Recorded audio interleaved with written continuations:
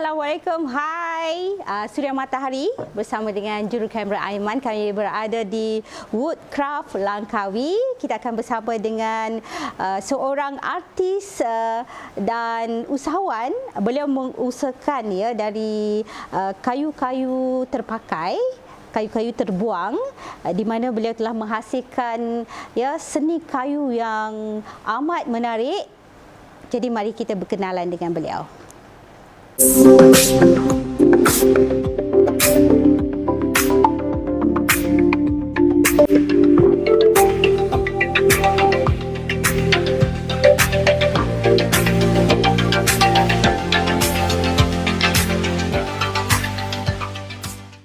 Assalamualaikum. Waalaikumsalam. Cantiknya tempat ni, dan macam-macam ada. Jadi kita tengoklah hasil seni karya daripada Cik Ahmad Kacak. Jadi boleh ceritakan sikitlah latar belakang. Okey. Ya. Assalamualaikum. Saya Ahmad Kacak. Orang panggil saya Ahmad Kacak. Saya merupakan salah seorang tukang kayu buangan dekat Langkawi ni. Ya. Yang mana saya mengusahakan bengkel kayu yang terdiri daripada kayu-kayu buangan, kita jadikan sesuatu yang orang boleh guna pakai. Saya menetap di Langkawi ni, buka dan usahakan bengkel kayu ni bersama dengan isteri saya dan rakan kongsi saya. Ya, baik. Jadi macam mana tercetusnya idea mengusahakan ya seni kayu buangan? Memang lain daripada yang lain ya. Bagaimana tu? Okey. Idea ni tercetus masa mula-mula saya datang Langkawi. Sebab Langkawi ni dia sebuah pulau yang kaya dengan hasil. Betul. Macam-macam ada dekat Pulau Langkawi ni. Saya datang Langkawi ni sebelum ni sekadar jalan-jalan. Lepas tu terbuka hati dengan orang rumah nak mula berhijrah kat Langkawi ni. Bermulanya kita nak buat bisnes lain, bukan tukang kayu. Kayu ni adalah hobi saya je. Dulu saya suka bertukang, kutip apa, buatlah apa yang boleh. Benda ni sekadar daripada hobi. Tapi bila saya duduk Pulau Langkawi ni, saya tengok banyak sumber kayu tu. Saya pusing kat tepi-tepi jalan ni, kayu banyak. Dan kayunya kayu yang orang kata elok-elok lah. Kalau perasan keliling Pulau Langkawi ni pokok jati. So kalau waktu ribut macam-macam pokok yang tumbang. So belum lagi kayu-kayu yang saya jumpa dekat tepi-tepi pantai. So driftwood, kayu-kayu hanyut. So benda ni yang menyebabkan kenapa saya tak boleh cuba mula hobi, saya buatlah. Kitchen, ambil kita buat untuk saya dekor saya punya kedai masa saya nak buat baju batik. Kemudian baju batik ni tak kurang sambutan. Orang lagi berminat dengan kayu-kayu yang saya buat. Bermula daripada situ, saya pun ambil lah tempahan dengan kawan-kawan, kenalan-kenalan dalam Langkawi ni. Lepas tu pengarah Komplek Craft Langkawi, Puan Farina, dia jumpa saya. Dia approach saya untuk jadi salah seorang usahawan craft tangan. Sebab dia mungkin nampak kot bakat yang saya ada. Daripada situlah mulanya berkembang sikit demi sikit, dan akhirnya inilah Woodcraft Langkawi yang ada hari ini. Ya, Woodcraft Langkawi berada di Kompleks Craft Langkawi. Jadi Cik Ahmad Kacak, boleh kongsikan dengan kami apakah produk-produk yang dihasilkan dari kayu buangan ni? Okey, antara produk-produk yang saya hasilkan kat sini, biasalah Pulau Langkawi, Pulau Pelancongan. Antaranya cenderahati. Kalau boleh tengok macam akak pegang ni pun ada cenderahati yang daripada pokok asam Jawa. Pokok asam Jawa. Pokok asam Jawa. Kulit dia ni kuat. Dia tak tercabut. So dia ada nampak lah dia punya bentuk kayu dia tu. So saya jadikan kitchen. Ataupun saya jadikan macam ni cenderahati yang orang tempah untuk program-program dia orang anjurkan. Ataupun kalau tengok kat sini ada juga plug kenang-kenangan. Ada juga kotak. Pelbagai. Asalkan dia daripada kayu buangan. Kalau nak buat perabot pun saya buatkan. Perabot pun boleh buat kan. Macam meja yang ada kat depan ni pun hasil daripada kayu yang saya kutip dekat Pulau Langkawi. Cantik dan nampak mahal estetik. Jadi kita nak tahu pengalaman lah Encik Kacak ya dalam bidang seni ni. Okey. Pengalaman saya dalam bidang tukang kayu ni dia bermula daripada hobi. Saya ni bukan artis kerja tangan sebelum ni. Saya lebih kepada pemisi, saya lebih kepada pelakon teater. Kemudian sikit-sikit bila kita memang orang susah, orang kampung mungkin. Bapa saya ni dia suka ajar saya benda budak dulu-dulu. Ni ambil buat sendiri, kalau nak apa sendiri. So saya daripada kecil biasa dengan kerja-kerja kayu, bertukang kayu ni. So bila sampai sini tu kemahiran tu makin lama makin boleh saya asah. Ya. Sebab saya dikelilingi dengan orang-orang hebat kat Langkawi ni. Ya.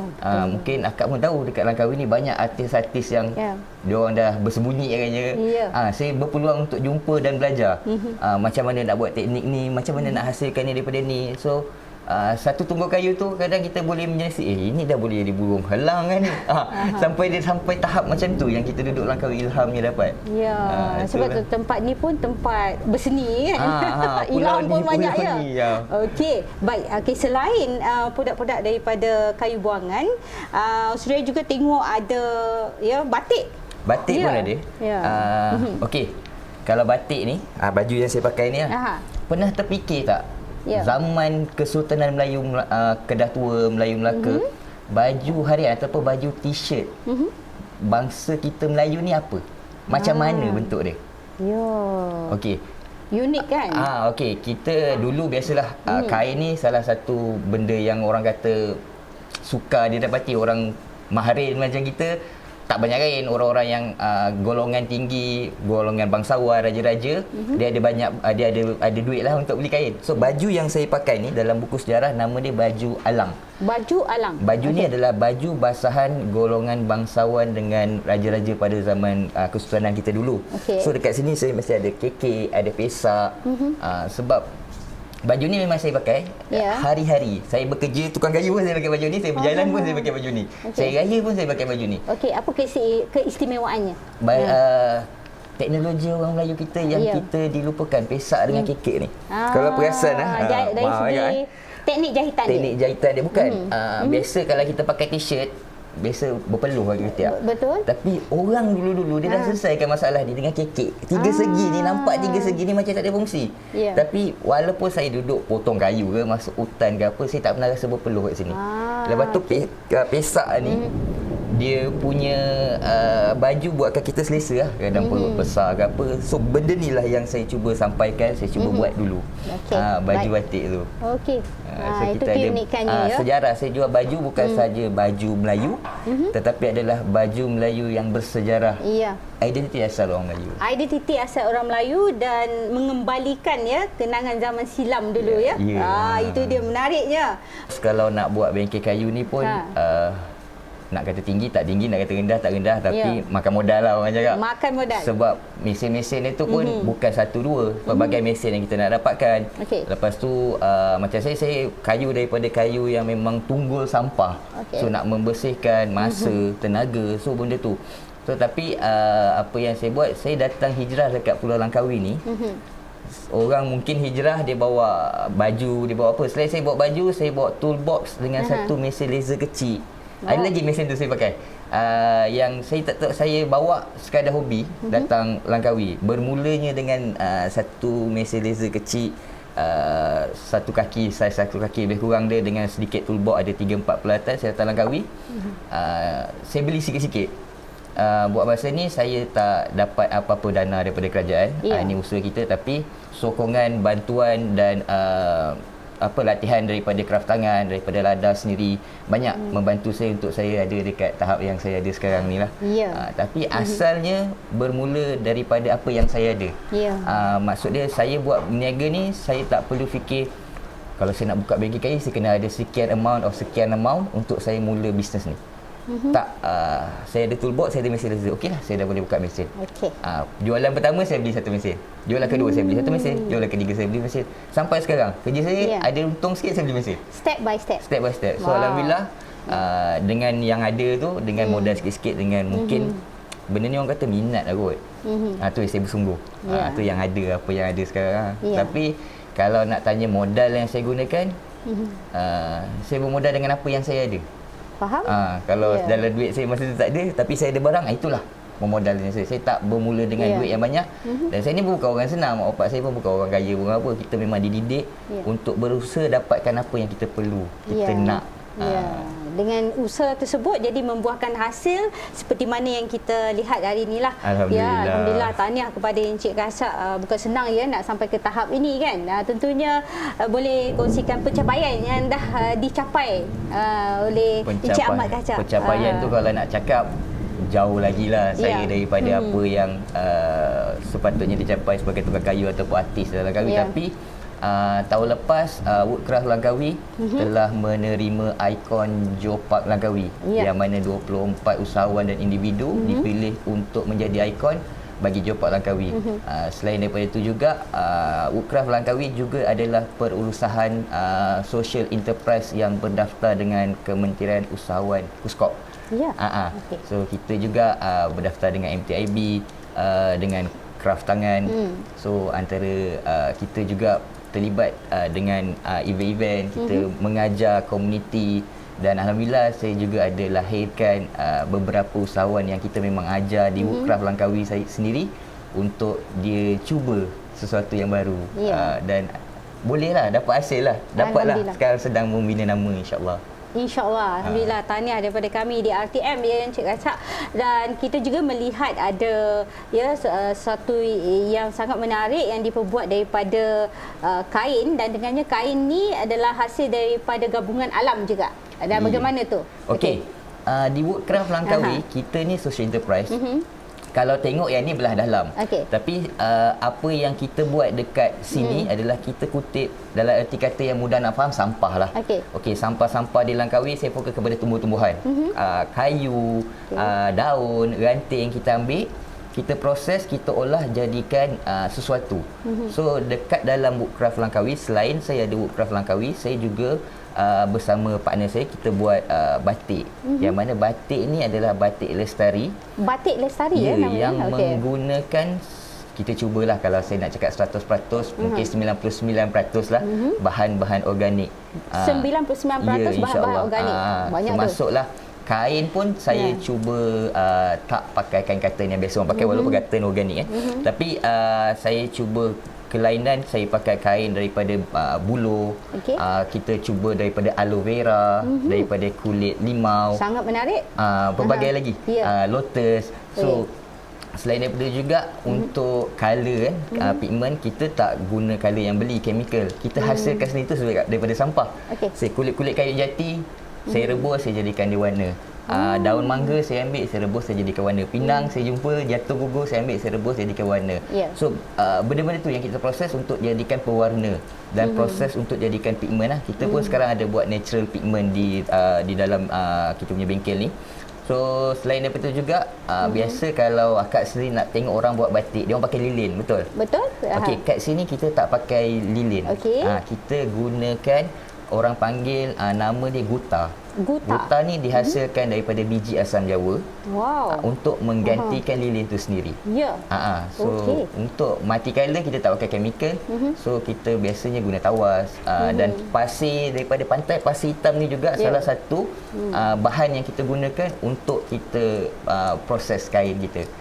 So selain daripada kita hasilkan produk kayu, furniture daripada kayu semata-mata yang keras ni, kita juga ada satu komuniti music art and design di bawah music art and design ni ada, kalau ada bahasa Melayu dia kira orang gila.